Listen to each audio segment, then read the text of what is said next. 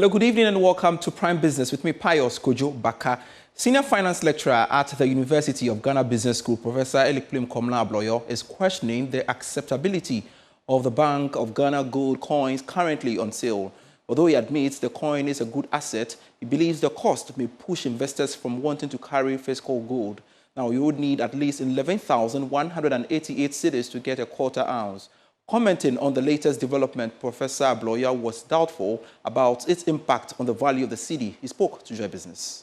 So this is a good asset from a theoretical standpoint. It's a good asset to add to your portfolio. But the question is are investors ready now to hold physical gold?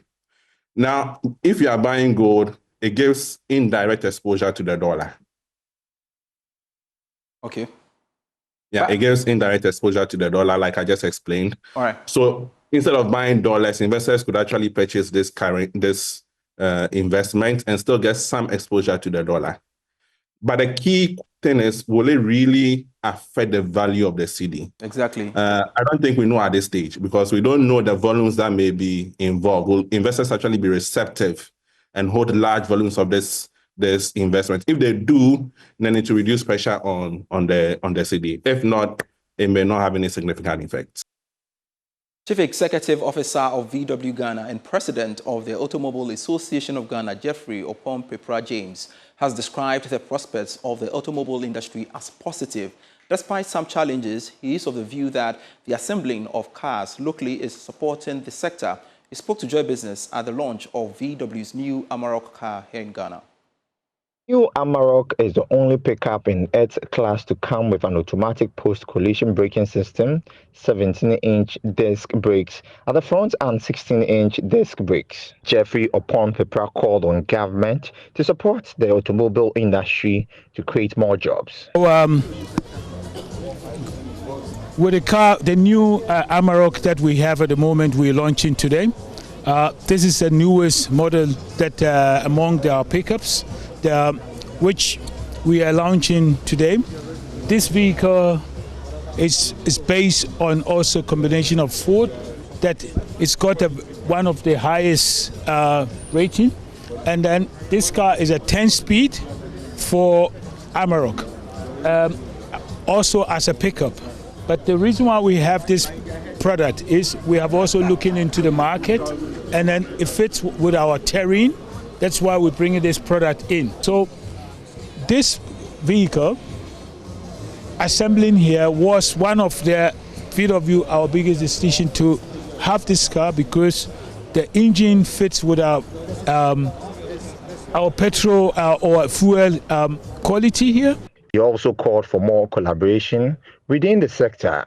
Talking about also automotive, it's about standards. And these standards is across board globally. And we can, since we are here now, that producing or assembling vehicles, we need these hands to also adapt the new technology. That is why we are looking at integrating the informal sector into our new auto industry to learn, to give them the education, to get to know the new skills, because most of the vehicles are becoming more electronics now. And to some other stories, Deputy Minister of Energy Collins Eduma Kumens has indicated that pursuing rigorous reforms is key to sustaining the energy sector in the country. According to him, there is a need to ensure that Ghana remains the leader among her peers in the sub-region. And of course, this is very necessary to channel more resources towards ensuring that the sector is sustainable and thriving. He was speaking at the launch of the Energy Academy and E-Forum series. The Energy Academy by the Energy Commission is expected to provide cutting-edge training, foster innovation, and build capacity in energy policy formulation, renewable energy and efficiency to help realize the national energy goals. Delivering his address, Deputy Minister of Energy Collins Eduma Kumens said, despite the many reforms in the energy sector in the past years, more resources need to be channeled into the sector to sustain it. Over the past 3 decades, Ghana's energy sector has undergone transformative reforms that have had the foundation for the progress we see today. From regulatory frameworks that open the door to private sector participation to effort to improve energy access, reliability, sustainability. These reforms have powered industries, driven economic growth, improved the quality of life for millions of Ghanaians. However, as we reflect on our achievement, we must recognize persistent challenges. The global energy landscape is evolving rapidly, with a strong push towards decarbonization, technological innovation, sustainable energy solution. For Ghana to remain competitive and resilient, we must adapt and innovate. Executive Secretary of the Energy Commission, Engineer Oscar Monuneza, said the Energy Academy will provide a continuous pool of experts to grow the sector. The Energy Academy we launched today is a direct response to lessons from the past. We recognize that the cornerstone of a thriving energy sector is its people. Skilled professionals, empowered by knowledge and innovation, are essential to tackling the challenges of energy security, access, and sustainability. The Academy will provide cutting-edge training, foster innovation, and build capacity in energy policy formulation, renewable energy, energy efficiency, electricity, natural gas regulation, local content, and local participation. The launch of the Energy Academy and E-Forum series was themed 3 Decades of Energy Sector Reforms in Ghana, reflecting on performance and shaping a sustainable future. Chairperson for the Trade and Gender Subcommittee under the Ministry of Trade and Industry, Densua Aite, is advocating a simplified trade regime within the African countries to enhance trade activities. According to her, the removal of cumbersome documentation and trade processes are critical in achieving the aims of the African Continental Free Trade Agreement. She spoke at a regional training workshop in support of AFTA implementation here in Accra.